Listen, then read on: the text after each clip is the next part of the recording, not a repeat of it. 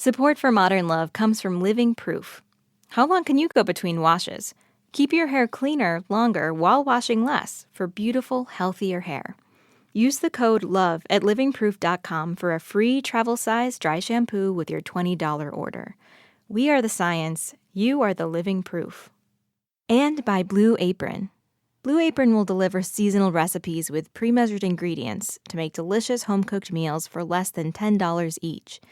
Get 3 meals free with free shipping at blueapron.com/modern. That's /modern. Blue Apron, a better way to cook.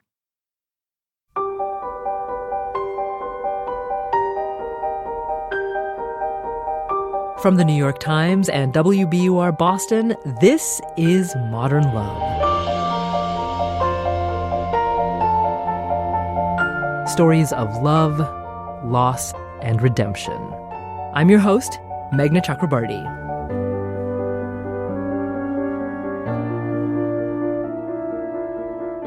Couple gets married. Couple gets divorced. Couple doesn't spend time together anymore.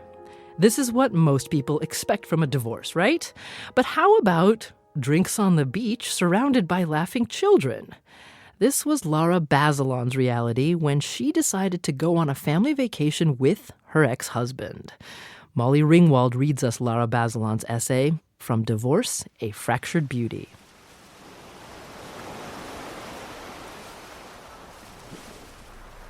Happy families are not all alike. Picture this one. A mother and father sit on a beach on the 4th of July with their 2 children, a boy, 6, and a girl, 4. The parents are just on the other side of 40, still relatively young, still relatively attractive. Their children are beautiful, hazel-eyed, tawny, and sparkling with precocious intelligence. They revel in the simple joys of sand and salt water, wading into ocean waves that roll up in green cylinders before melting into white froth. The parents bury the children up to their necks in the sand. They offer them apple slices when they are hungry and watch as they run off to play in a driftwood house. There are long periods of companionable silence. The sky is brilliantly, achingly blue. There are no harsh words, no frosty silences, no recriminations. When the mother and father are alone with each other, there is quiet conversation about work and school and camp, about what to make for dinner. There is even, occasionally, shared laughter. The mother and father do not fight over the laundry. They do not fight over money. They do not fight over their marriage. There is no laundry or money or marriage to fight over. Not anymore. Until this 4th of July family vacation, the mother and father had not slept under the same roof in 18 months. The ink on their no-contest judgment of marital dissolution still felt fresh to them. But they decided to take their 2 small children on a vacation together, to a beach house on an isolated stretch of bluffs in Northern California, and it is a happy one. This is my story. I am the mother. It's the story of my family. I grew up in a loving but undeniably hard-charging and overachieving environment. A world of moral absolutes, good, bad, success, failure, right, wrong. The worst thing you could do in my house was lie. The second worst was quit.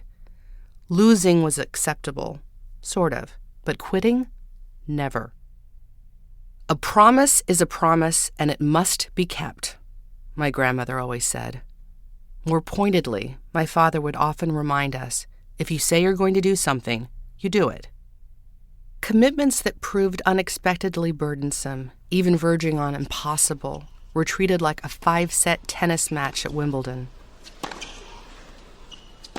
It was imperative to play every point, staying focused and determined to the bitter end.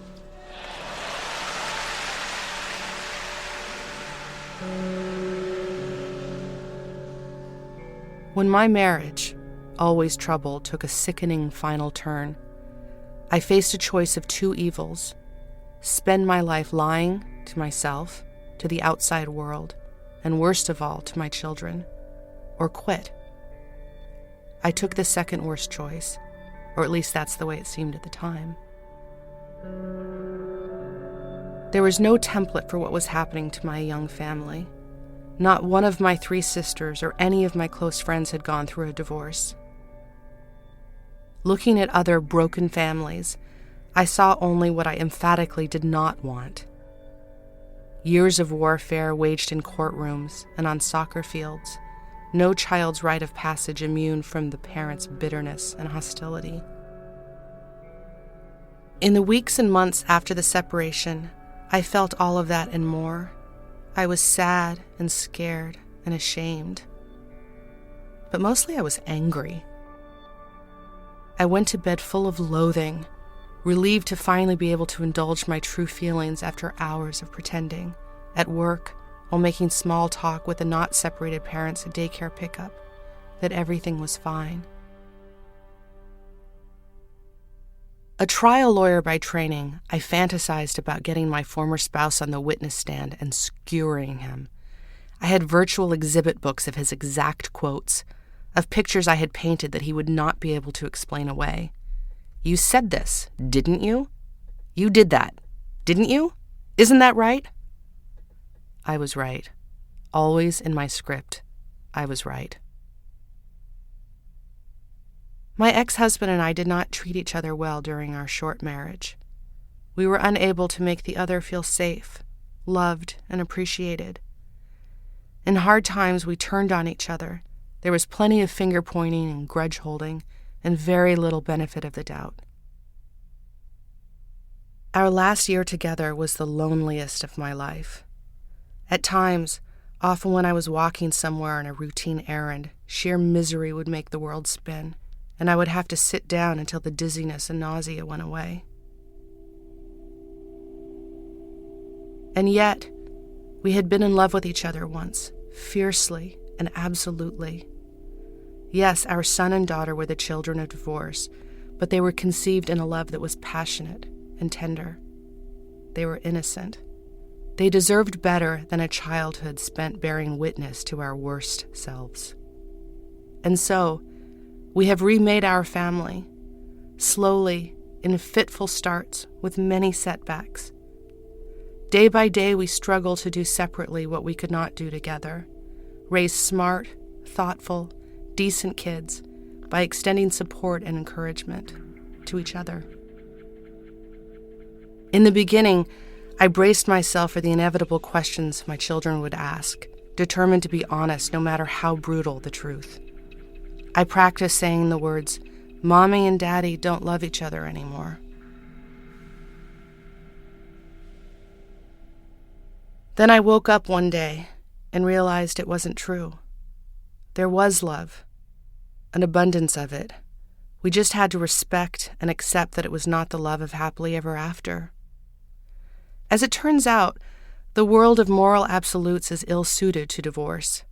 It isn't a question of good, bad, success, failure, right, wrong.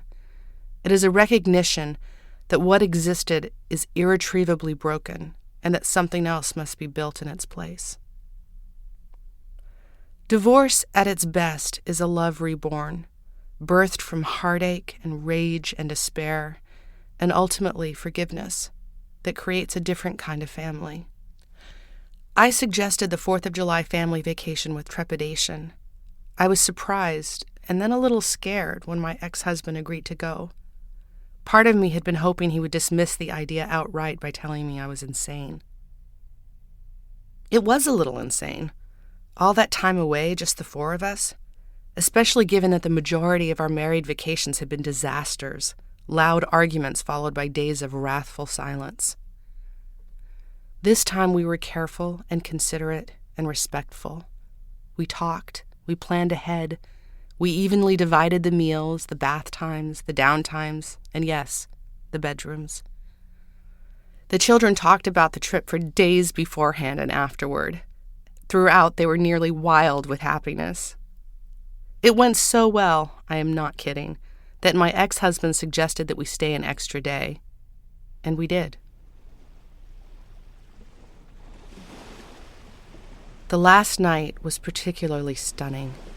The setting sun streaked gold bars across the sky and made the gnarled trees glow. The ocean darkened and seemed to still. We sat silently beside each other in wide wooden chairs on the deck, cradling glasses of red wine and taking it all in. Inside, our children shrieked and laughed, chasing each other around the living room. 6 months ago, 6 weeks ago, it could not have happened, but somehow, together, we had made it to this improbable other side. Happy families are not all alike. Some are fractured and misshapen. To appreciate them, you have to adjust your line of sight, your level of expectation. They have seams and scars, but they are beautiful still, in their odd, imperfect way. That night out on the deck on our 4th of July vacation, my ex-husband turned to look at me. "I think I'm having a moment of transcendence," he said. There was a lump in my throat. I closed my eyes and swallowed it.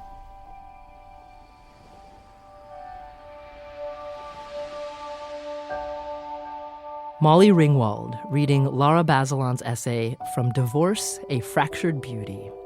Laura wrote this essay over a year ago. We'll catch up with her after the break.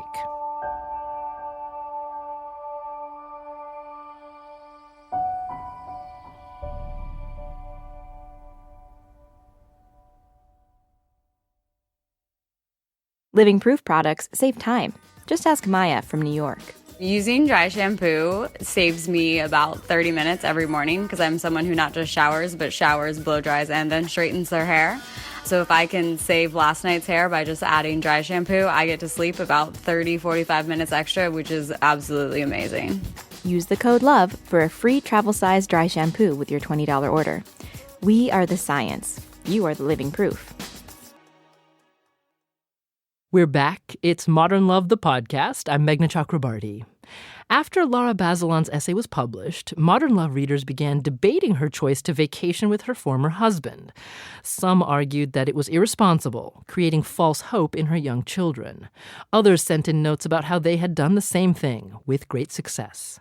Those responses were incredibly affirming. Often the couple post-divorce had gone on vacations as a family for decades and even eventually brought along future partners. They told me that they believed their children had benefited tremendously from their ability to continue to have a loving, caring relationship, even though they were no longer together.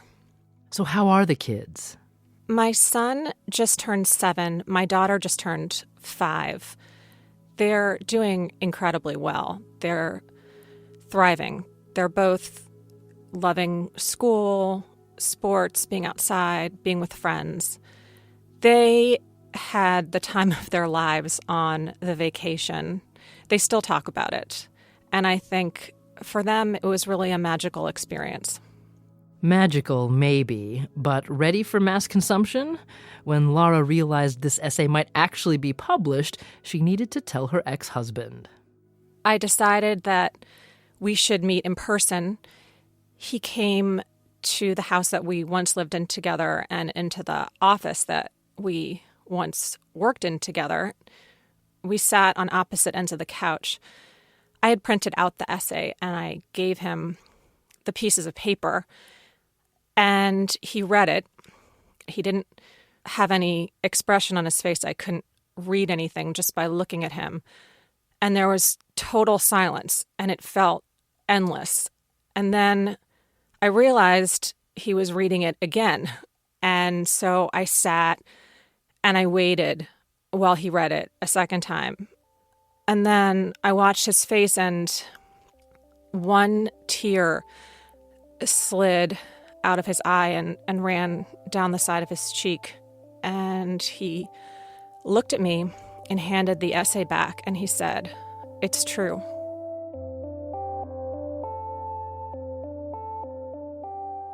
It's funny, I always had such a romanticized idea about marriage. I used to devour fairy tales when I was a little kid, and my parents who met in college. My mom was 16, my dad was 18.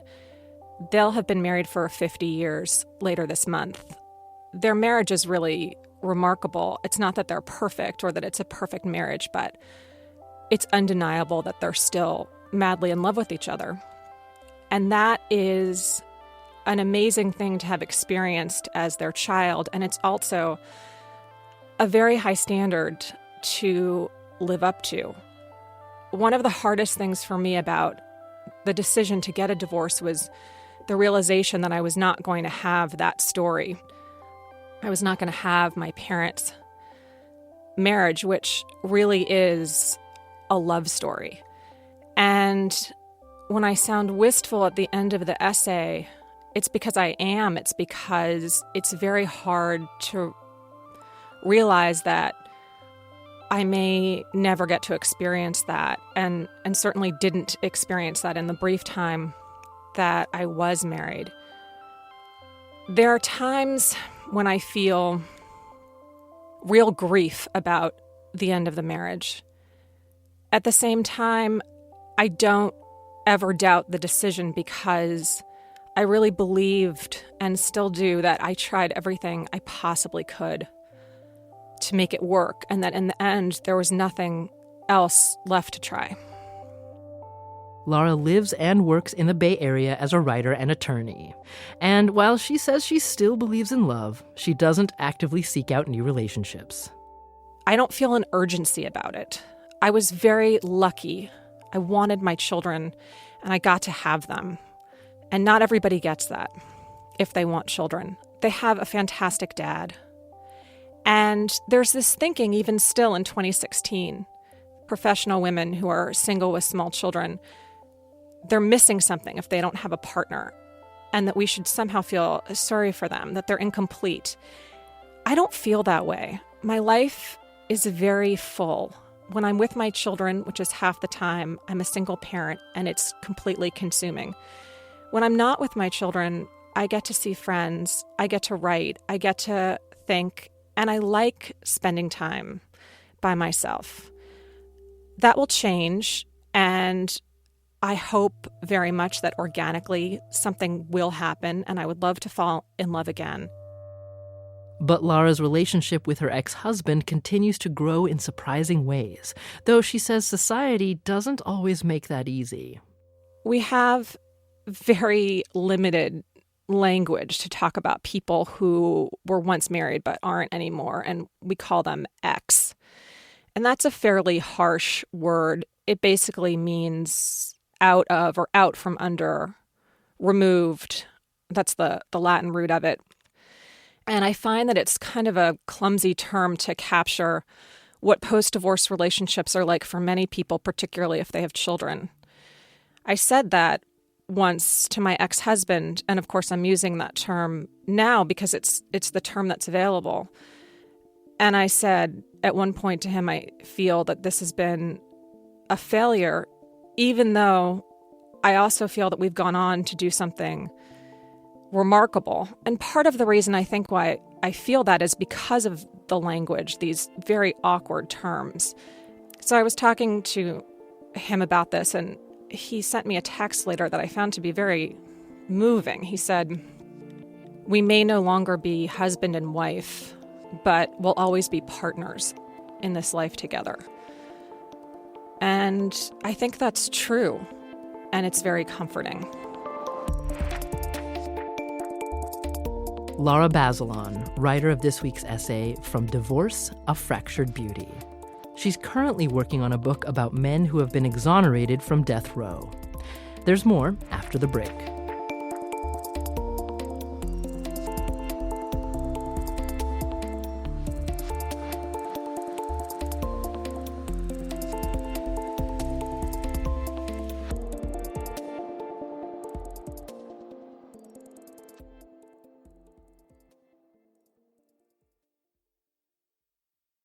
Support for Modern Love comes from Blue Apron.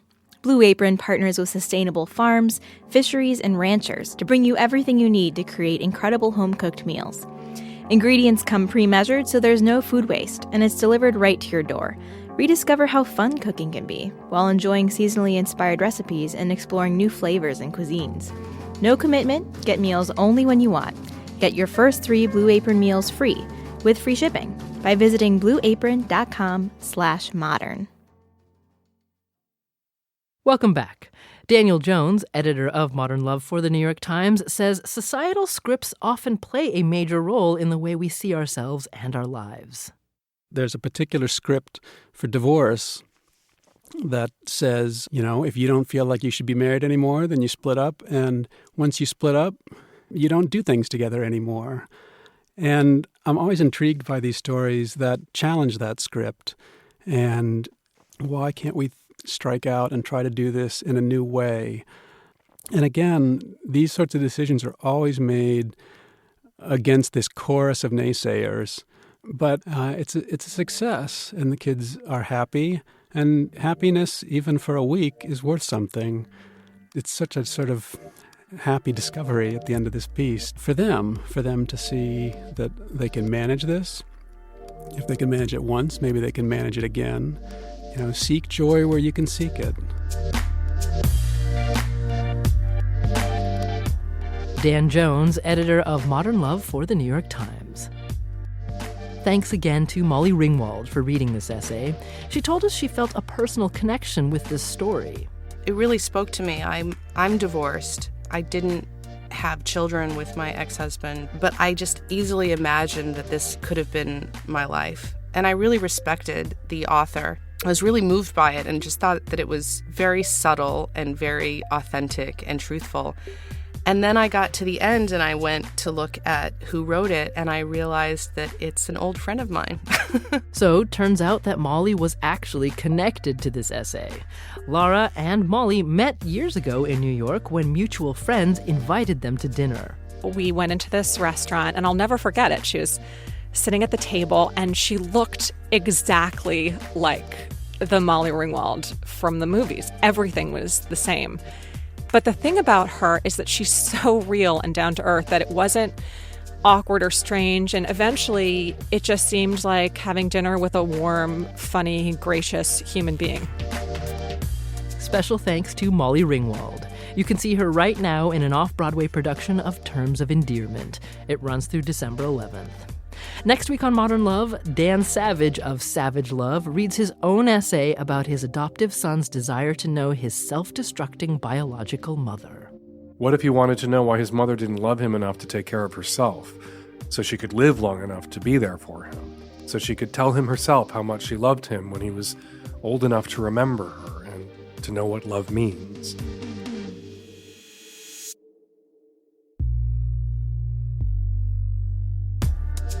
Modern Love is a production of the New York Times and WBUR, Boston's NPR station. It's produced, directed, and edited by Jessica Alpert, John Parati, and Amory Sievertson. The idea for the Modern Love podcast was conceived by Lisa Tobin. Our casting consultant is Amy Lippin, CSA. Iris Adler is our executive producer. Daniel Jones is the editor of Modern Love for the New York Times and advisor to the show. Music for the podcast, courtesy of APM. I'm Meghna Chakrabarty. See you next week.